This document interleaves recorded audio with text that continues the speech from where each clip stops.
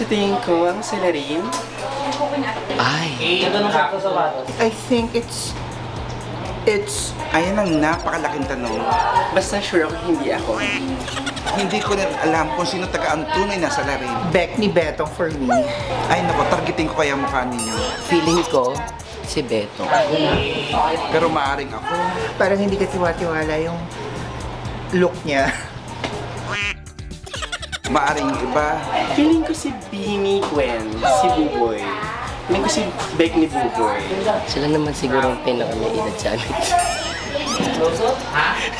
Siya lang yung may nagtataka. Tsaka feeling ko, may tinatanim na galit sa amin si Beto. Kaya hanggang ngayon hindi ko pa rin alam kung sino talaga ang target at kung sino ang salarin. Basta alam ko lang ako, si Beanie Culep. Kinain ko ang buong Beanie.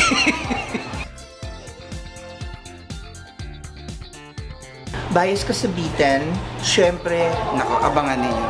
Salarin. si Beaten Matt. Self-love.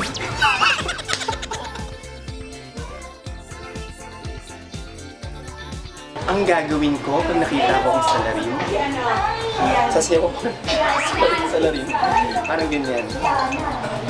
Eh di, sabihin ko, siya salarin diba? Ano gusto ko pagbigyan ko lang? Ngit.